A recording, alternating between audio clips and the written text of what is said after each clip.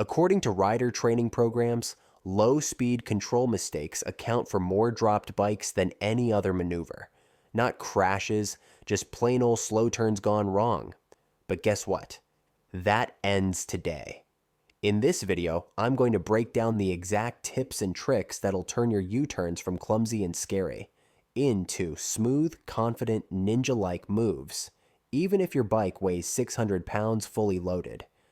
These aren't generic, just look where you're going tips. These are game-changing techniques most riders never learn. And when you stack them together, that's when it clicks. So whether you're a brand new rider or someone who's been dodging tight U-turns for years, stick around because every tip builds on the last, and the final ones might just be the missing piece you've been needing all along. Let's get into it. Number 1, practice on both sides. Let's kick it off with something 99% of riders ignore, turning both ways. Yep, I get it. Left turns feel natural, smooth, and kinda like hugging your favorite side of the bed. But when it comes time to whip a tight U-turn to the right, suddenly it feels like you've never seen a motorcycle in your life. The truth is, most of us subconsciously avoid our awkward side, but that's exactly the side you need to train the most. Why? Because real-life U-turns don't come with direction options. Sometimes that right turn is the only way out of a sticky situation, like missing your Starbucks exit or trying to escape a judgmental parking lot stare. So here's the move. Every time you practice a U-turn to the left, force yourself to do the next one to the right. Make it a rule. Left, right, left, right. Think of it like motorcycle yoga. This way, you build muscle memory on both sides, balance out your confidence, and stop riding like a one-directional potato. Number 2, stand up, then sit down. This one might sound weird at first, but hear me out. Before you dive into practicing U-turns while sitting, stand up on the pegs and do a few slow figure eights. Wait, what? Am I riding or doing a Zumba class? You're riding, my friend, but standing up helps you feel the bike's balance in a whole new way. It trains your legs, hips, and core to actually communicate with the machine instead of just being a passenger on it. You'll start noticing how the bike shifts, leans, and corrects itself underneath you. Kind of like a dance partner that doesn't step on your feet, unless you mess it up. Then, and only then, sit back down and do the same motion. Suddenly, those tight turns feel a little easier, your balance is smoother, and your confidence just got a mini power-up. It's like tricking your brain into saying, oh, I do know what I'm doing. So next time you're out practicing, warm up by standing, moving, and syncing with the bike. Then sit back down and glide into those U-turns like a low-speed ninja. And don't go anywhere. We're just warming up. The next tip is the one most people skip, but it could literally save your handlebars and your pride. Number 3, use visual landmarks. See, your brain loves targets. It loves goals. So instead of just trying a U-turn, give yourself a mission, like making that U-turn before you hit that faded parking lot line, or the suspicious-looking oil stain shaped like a squirrel. Why does this matter? Because landmarks help you measure your consistency and improvement. You'll start realizing, hey, I used to need 4 parking spots. Now I'm pulling it off in 2.5. And that's how progress sneaks up on you. You can even drop a couple of cones or use chalk if you're feeling extra fancy. But honestly, even cracks in the pavement work. The point is to train your spatial awareness. You'll learn how much room your bike actually needs and start trusting yourself when you're squeezing into tight gas station exits or doing a clean U-turn without becoming a YouTube fail compilation. Number 4, elbows up, eyes up. Now we're getting into body language, and no, not the flirty kind. I'm talking elbows up, eyes up, baby. Most beginners and even some experienced riders make this subtle but deadly mistake. They tuck their elbows in like they're riding a tricycle and keep their eyes glued to the ground like it's hiding secrets. Spoiler alert, the ground's not gonna help you. It's just waiting for you to look down so it can catch your fall. When your elbows are slightly up and relaxed, You've got more precise control of your handlebars, and it naturally puts your upper body in a confident, balanced riding position. And your eyes? They should be laser focused on where you want to go, not on your front fender or your shoes. Looking ahead tells your brain, hey, this is the path, follow it. And your bike listens. Keep your chin up like there's a trophy over your shoulder, elbows up like you're ready to steer a spaceship, and suddenly those U-turns start feeling buttery smooth. Number 5, weight shift, not just lean. You can lean until you look like a MotoGP hero, but if you're not shifting your weight, your bike's still going to feel like it's made of bricks. When it comes to tight U-turns, especially at low speed, it's not just about looking like you're leaning, it's about actually moving your body weight. That means sliding your hips just a little to the outside of the turn, loading up that outside foot peg, and letting your upper body counterbalance the bike. You're not stiff and glued to the center of the seat, you're dancing with it. Think salsa, not statue. The trick here is to be intentional. As the bike leans in, you subtly shift your weight out, and suddenly, it's like your bike just lost 100 pounds. It balances easier, turns tighter, and you feel way more in control. Number 6, adjust tire pressure.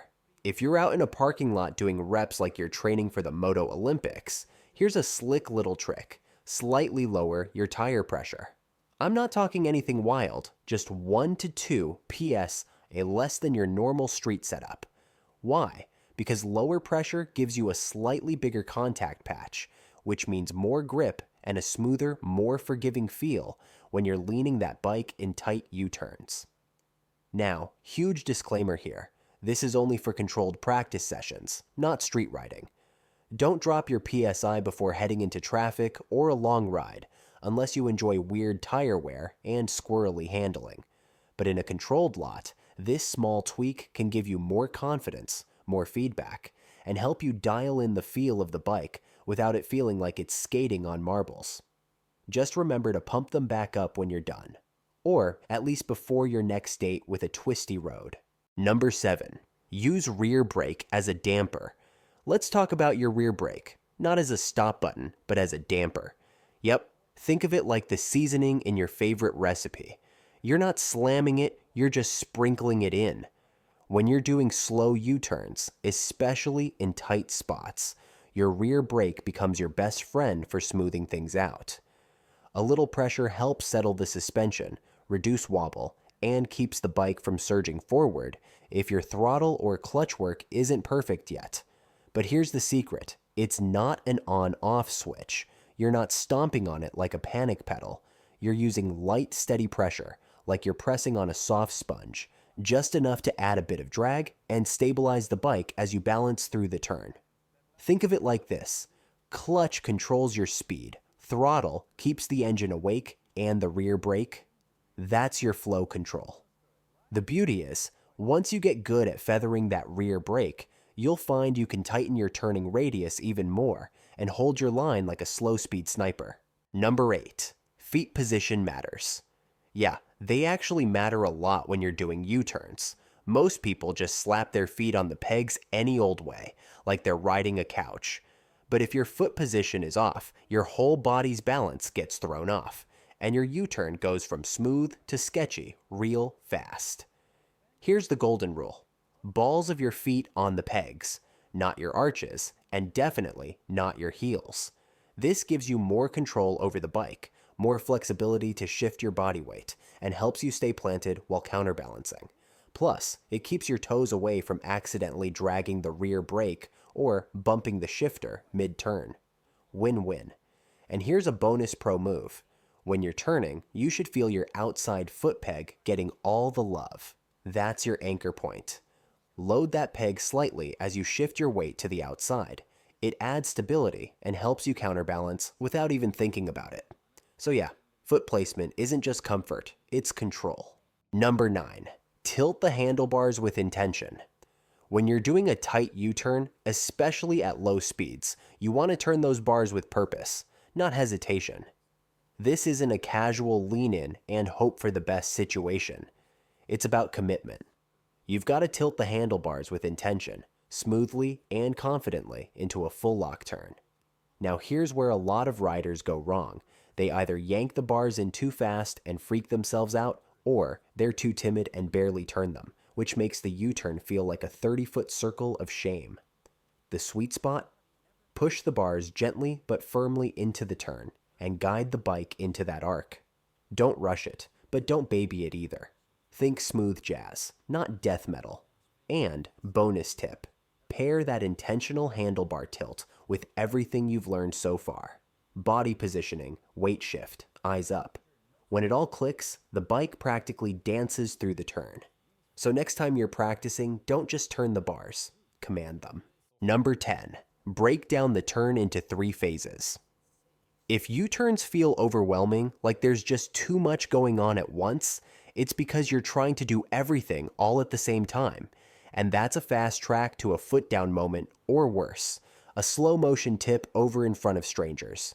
So here's the fix. Break the turn down into 3 simple phases: initiation, execution, and exit. Let's walk through it. Phase 1, initiation. This is where you get yourself and the bike set. Body position? Check. Eyes where you want to go? Check. Clutch in the friction zone? Check. No surprises, just setting up like a boss. Phase 2, execution. This is the magic moment, the actual turn. This is where you steer with intention, counterbalance, keep your eyes locked on your target, and gently feather that clutch and throttle to glide the bike through. Then comes phase 3, exit. You straighten the bars, bring the bike upright, and smoothly roll out of the turn like you meant to do it all along. No wobble, no panic, just clean, confident riding. When you mentally split your U-turns into these 3 parts, you stop feeling like you're juggling chainsaws on a rolling machine